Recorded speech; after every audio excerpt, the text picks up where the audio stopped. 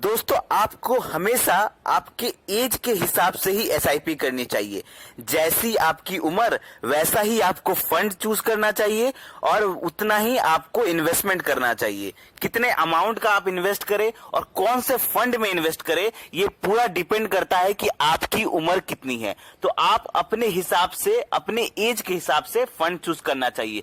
तो आज हम ऐसे ही वीडियो लेकर आए हैं जिसमें हम बताएंगे कि अगर आपकी एज 20 से 30 साल है तो आप कौन सा फंड चूज करेंगे। अगर आपकी उम्र 30 से 40 साल की है तो आप कितने सारे फंड में एसआईपी कर सकते हैं और कौन कौन से फंड में एसआईपी कर सकते हैं। अगर आप 40 से 50 साल आपकी उम्र है तो आप कौन से फंड में इन्वेस्ट करेंगे और अगर आपका उम्र 50 से 60 साल का है तो आपको कितना का इन्वेस्टमेंट करना चाहिए। तो पूरा डिटेल वीडियो हम आपके लिए लेकर आए हैं जिसमें हम आपको एज वाइज बताएंगे कि अगर आपकी एज कितनी है तो आपको कौन से फंड में इन्वेस्ट करना चाहिए और कितना करना चाहिए। तो वीडियो बहुत ही इंपॉर्टेंट होने वाली है, बहुत ही यूजफुल होने वाली है आपके एसआईपी इन्वेस्टमेंट के लिए। तो इस वीडियो के लास्ट तक जरूर बने रहें। तो चलिए शुरू करते हैं। हम सबसे पहले लेके चलते हैं आपको कि अगर आपकी उम्र 20 से 30 साल के बीच है, ठीक है, तो आपको कौन सा फंड चूज करना चाहिए और कितना अमाउंट आपका होना चाहिए। ठीक है, तो अगर आपकी उम्र 20 से 30 साल है, समझ लीजिए एज है आपका 20 to 30 ईयर्स, तो इस टाइम में क्या होता है, इस टाइम में आपके पास समय होता है इन्वेस्टमेंट करने के लिए, क्योंकि आपकी उम्र कम है। तो आप जब रिटायरमेंट तक जाएंगे तो आपके पास बहुत बड़ा पैसा बनाने का चांस रहेगा, तो आपके पास समय बहुत होता है। लेकिन प्रॉब्लम यहाँ पे ये होती है कि आपके पास ज्यादा पैसा नहीं होता इस उम्र में। 20 से 30 साल के आसपास में लोगों के पास ज्यादा पैसा नहीं रहता, क्योंकि उनके पास या तो उनके पास जॉब नहीं रहती, या अगर जॉब रहती भी है तो छोटी मोटी जॉब रहती है, छोटी सैलरी वाली जॉब रहती है। और इस टाइम में लेकिन आपका फायदा ये होता है कि इस टाइम में आपके पास रिस्पॉन्सिबिलिटी नहीं होती। आप उस टाइम आपकी शादी नहीं हुई रहती तो आपके पास रिस्पॉन्सिबिलिटी कम रहती है।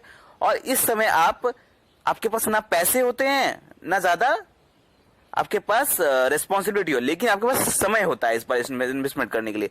तो यहां पर अगर आप एक रूल अप्लाई करते हैं तो आप अच्छा पैसा बना सकते हैं। और हम आपको फंड्स के नाम भी बताएंगे। पहले आप देखिए कि आप यहां पर कम से कम खर्च कर सकते हैं, जितना हो सके कम खर्च कर सकते हैं। और यहाँ पे आप स्टार्ट अर्ली कर सकते हैं, जल्दी एसआईपी इन्वेस्टमेंट स्टार्ट कर सकते हैं, क्योंकि आपकी उम्र कम है तो आप ज्यादा पैसा बना पाएंगे कंपेयर टू जिनकी उम्र ज्यादा है। तो यहां पर मैं कहूंगा कि आप 2 कैटेगरी के फंड चूज कर सकते हैं, क्योंकि आपकी उम्र कम है तो आप रिस्क कैपेबिलिटी आप ले सकते हैं और अच्छा पैसा बना सकते हैं।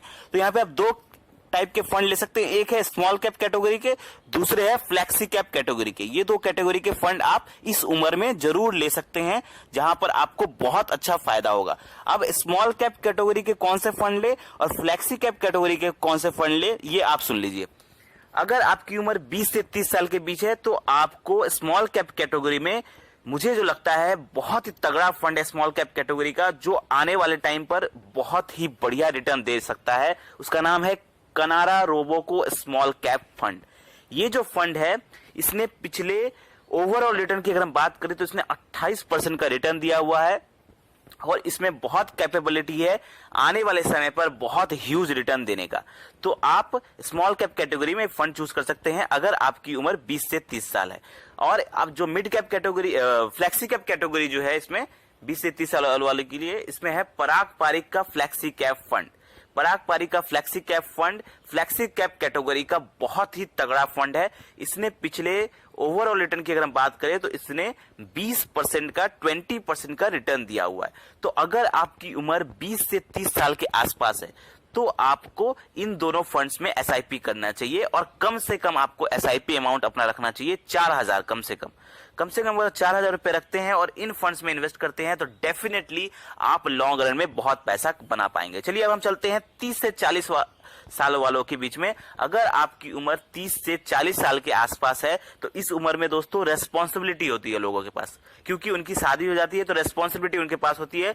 लेकिन एक फायदा ये होता है कि इस उम्र में आपके पास जो जॉब होती है, आप अच्छे पोजीशन पे होते हैं, आप थोड़े एक्सपीरियंस होते हैं, तो आपको जो आपकी सैलरी होती है थोड़ी अच्छी होती है, तो आप यहाँ पर थोड़ा अच्छा पैसा बना रहे होते हैं एज कंपेयर टू आप जो अगर किसी की उम्र 20 से 30 साल है। तो 30 से 40 साल के बीच के लिए कम से कम उन्हें 5 से 6 हजार रुपए की एसआईपी करनी चाहिए इस उम्र में। अगर आपकी उम्र 30 से 40 के आसपास है तो आपको कम से कम 5 से 6 हजार रुपए की एसआईपी करनी ही चाहिए। जितना ज्यादा करेंगे उतना अच्छा है, लेकिन कम से कम 5 से 6 हजार की एसआईपी करनी चाहिए। अब कौन से फंड में एसआईपी करें ये सुनिए। आपको भी इसमें 2 कैटेगरी के फंड चूज करने चाहिए। इसमें आप मिड कैप कैटेगरी का एक फंड ले सकते हैं, स्मॉल कैप कैटेगरी का एक फंड ले सकते हैं। तो अगर आपकी उम्र 30 से 40 के आसपास है तो आपको मिड कैप कैटेगरी का जो पहला फंड लेना है वो है Mirae asset mid cap fund. Mirae asset mid cap fund mid cap category का बहुत ही जबरदस्त फंड है। इसने ओवरऑल रिटर्न जो दिया है वो है दिया है 29% का। इसका ओवरऑल रिटर्न पास्ट रिकॉर्ड बहुत ही अच्छा है, 29% का इसने रिटर्न दिया हुआ है। और दूसरा जो कैटेगरी है 30 से 40 साल वालों के लिए वो है स्मॉल कैप कैटेगरी। उसमें आप चूज कर सकते हैं Tata small cap fund. Tata small cap fund बहुत पोटेंशियल है, इस फंड में अच्छा रिटर्न देने की बहुत क्षमता है इसमें, और इसने ओवरऑल रिटर्न दिया हुआ है 27% का। तो ये दो फंड्स है, ये 30 से 40 साल वालों के लिए आप ले सकते हैं। अगर आपकी उम्र 30 से 40 साल के आसपास है तो आप ये 2 फंड चूज कर सकते हैं। अगर चलिए हम चलते हैं, अगर आपकी उम्र 40 से 50 साल के आसपास है, अगर आपकी उम्र 40 से 50 साल के आसपास है तो इस टाइम पे आपको कितना इन्वेस्टमेंट करना चाहिए और कौन से फंड को चूज करना चाहिए। तो इस उम्र में दोस्तों आपके पास रिस्पॉन्सिबिलिटी बहुत ज्यादा बढ़ जाती है, और इस उम्र में लोगों के पास शादी तो हो ही चुकी होती है, प्लस बच्चे हो जाते हैं, तो रिस्पॉन्सिबिलिटी और ज्यादा बढ़ जाती है। लेकिन फायदा इसमें यह होता है कि इसमें आप या तो बिजनेस कर रहे होते या तो आप जॉब कर रहे होते, तो आप एक स्टेबल पोजीशन पे होते, अच्छे खासे आप एक्सपीरियंस हो जाते हैं। अगर आप जॉब भी कर रहे होते हैं तो, या बिजनेस कर रहे होते हैं तो आप एक अच्छे पोजीशन पर होते हैं। तो इस टाइम पर आप क्या करते हैं, एक अच्छी अर्निंग कर रहे होते हैं। जब अगर आपकी उम्र 40 से 50 के आसपास है तो अच्छी अर्निंग होती है। तो इस टाइम पर आपको ज्यादा से ज्यादा इन्वेस्टमेंट करना होगा। क्यों? क्योंकि आपकी उम्र थोड़ा ज्यादा हो चुका है यहाँ पर, और आपको कम समय में पैसा बनाना होगा, क्योंकि रिटायरमेंट की एज आपकी बहुत नजदीक आ चुकी है 40 से 50 साल वालों के लिए। तो इस टाइम पर आपको थोड़ा सा ज्यादा इन्वेस्टमेंट करना चाहिए। कम से कम जो मैं कहूं 10,000 रुपए आपको यहाँ पर इन्वेस्टमेंट करना ही चाहिए पर मंथ।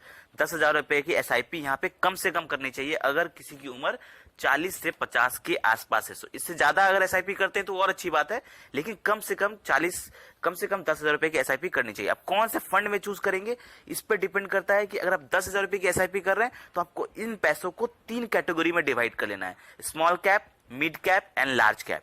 ठीक है, इन 3 कैटेगरी में आपको डिवाइड करना है। अब स्मॉल कैप कैटेगरी में आपको 4,000 रुपए डालने चाहिए, मिड कैप कैटेगरी में आपको 4,000 रुपए डालने चाहिए, और लार्ज कैप कैटेगरी में आपको 2,000 रुपए डालने चाहिए। तो इन हिसाब से आपको अपने 10,000 को डिवाइड कर लेना है एसआईपी में। ठीक है, आप कौन से फंड में चूज करेंगे, तो चलिए सबसे पहले हम बात करते हैं स्मॉल कैप की। तो स्मॉल कैप में इस उम्र के लोगों को करना चाहिए Nippon India small cap fund में। बहुत ही जबरदस्त फंड है ये। स्मॉल कैप कैटेगरी में बहुत सारे लोगों के पास ये फंड ऑलरेडी होगा। बहुत ही तगड़ा फंड है। इसने ओवरऑल रिटर्न दिया हुआ है 26% का, इसने ओवरऑल रिटर्न दिया हुआ है। और मिड कैप कैटेगरी का जो फंड आपको सेलेक्ट करना चाहिए इस उम्र में वो है Motilal Oswal mid cap fund. बहुत ही अच्छा फंड है मिड कैप कैटेगरी का, इसने ओवरऑल रिटर्न दिया हुआ है 23% का। चलिए अब लार्ज कैप कैटेगरी में आपको चूज करना चाहिए एसबीआई का लार्ज एंड मिड कैप। ये इसने लगभग 17% का रिटर्न दिया हुआ है, और लार्ज कैप कैटेगरी का ये बहुत अच्छा फंड है, स्टेट बैंक का म्यूचुअल फंड है। तो ये 3 फंड आपको इस उम्र में चूज करने चाहिए। 40 से 50 अगर आपकी उम्र है तो कम से कम 10,000 की एसआईपी, और ये 3 फंड्स आपको चूज करने चाहिए। चलिए अब हम चलते हैं, अगर आपकी उम्र 50 से 60 साल है तो आपको कौन सा फंड चूज करना चाहिए। दोस्तों यहां पर मैं आपको बता दूं, अगर आपकी उम्र 50 से 60 साल है तो आप ऑलरेडी रिटायरमेंट की एज के आसपास पहुंच चुके हैं, या रिटायरमेंट की एज आप रिटायरमेंट ही मान सकते हैं इसको। तो यहां पर आपको मैं रेकमेंड करूंगा कि आप एसआईपी ना करें, क्योंकि यहां पर अगर आप एसआईपी करते हैं तो एसआईपी तो लॉन्ग टर्म का खेल है। यहां पर कम से कम 10 से 15 साल आपको अपने इन्वेस्टमेंट को देना पड़ता है। यहां पे ऑलरेडी आपकी एज बहुत ज्यादा हो गई है, तो यहां पर आपको एसआईपी नहीं करके एसडब्ल्यूपी करना चाहिए। एसडब्ल्यूपी का मतलब है एक बार में इन्वेस्टमेंट करेंगे और थोड़ा थोड़ा पैसा आप पेंशन की तरह ले सकते हैं इसमें, और अपने पैसों को एंजॉय कर सकते हैं। तो यहां पर अगर आपकी उम्र 50 से 60 साल के आसपास है तो अगर आपको कहीं से अगर पेंशन अमाउंट मिलता है या बड़ा अमाउंट मिलता है तो आप यहां पर एसडब्ल्यूपी इन्वेस्टमेंट कर सकते हैं। ठीक है, तो इसके बारे में मैं डिटेल एक वीडियो बनाऊंगा एसडब्ल्यूपी के बारे में। मैंने पहले भी एक वीडियो बनाया, उसका लिंक भी डिस्क्रिप्शन में डाल दूंगा, आप वहां से चेकआउट कर सकते हैं कि एसडब्ल्यूपी में कहां कैसे इन्वेस्ट करना चाहिए। तो आई होप आपको ये पूरा समझ में आ गया होगा कि कौन से एज ग्रुप के लोगों को कहां पर इन्वेस्टमेंट करना चाहिए, किस फंड में इन्वेस्टमेंट करना चाहिए और कितना रुपए कम से कम इन्वेस्टमेंट करना चाहिए। 20 से 30 साल वालों के लिए भी मैंने बताया, 30 से 40 साल वालों के लिए भी बताया, 40 से 50 वालों के लिए भी बताया और 50 से 60 साल वालों के लिए भी बताया। तो इन कैटेगरी के फंड में इस एज ग्रुप के लोगों को पैसा इन्वेस्ट करना चाहिए ताकि वो लॉन्ग रन में अच्छा पैसा बना सके। तो आई होप आपको ये वीडियो बहुत अच्छा लगा होगा। ऐसे ही यूजफुल वीडियो पाने के लिए हमारे चैनल को सब्सक्राइब करें, हमें प्यार दें। धन्यवाद।